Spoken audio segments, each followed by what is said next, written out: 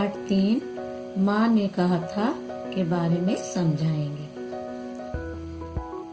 यह उस समय की घटना है जब आजकल की तरह यातायात के साधन नहीं थे। रेल, मोटर, हवाई जहाज नहीं थे।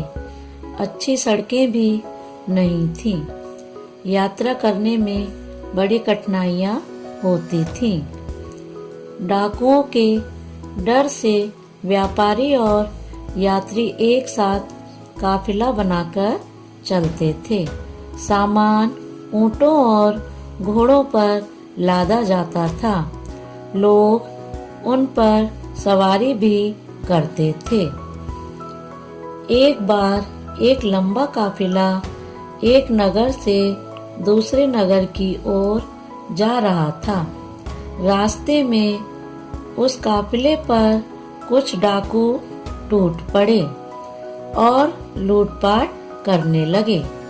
काफिले में 9 वर्ष का एक बालक चुपचाप खड़ा इस लूटपाट को देख रहा था। एक डाकू की नजर उस पर पड़ी। उसने बालक से पूछा, तेरे पास भी कुछ है? मेरे पास 40 सोने के सिक्के हैं, बालक ने उत्तर दिया। डाकू हंसकर बोला, क्या कहा? तेरे पास 40 सोने के सिक्के हैं? बालक ने कहा, जी हाँ। डाकू बालक का हाथ पकड़कर सरदार के पास ले गया और उसने बोला, यह लड़का बताता है कि इसके पास 40 सोने के सिक्के हैं। यह बात सरदार की समझ में भी नहीं आई।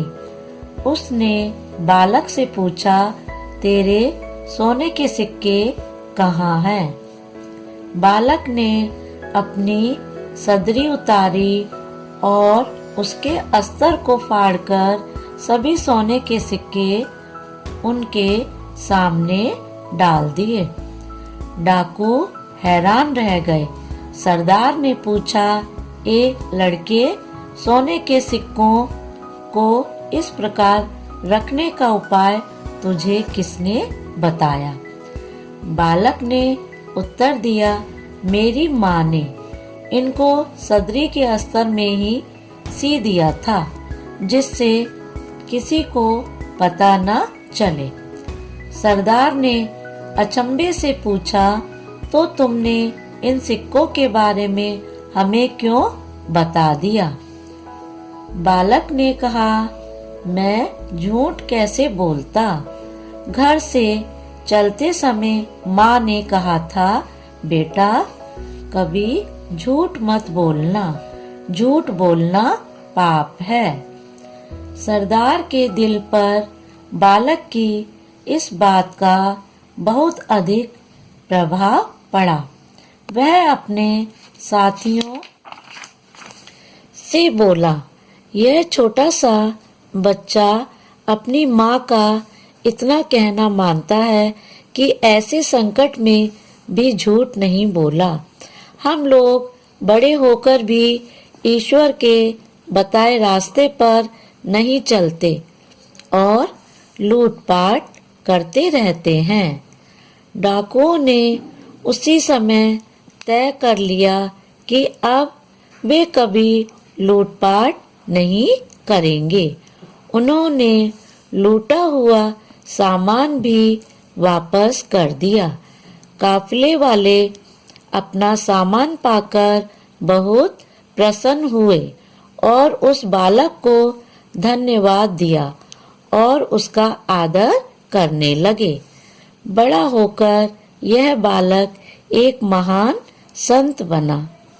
बच्चों, इस पाठ से हमें यह शिक्षा मिलती है कि सच्चाई के रास्ते पर चलकर हम स्वयं को पवित्र रहते ही हैं, दूसरे का हृदय भी परिवर्तित कर देने में समर्थ हो जाते हैं।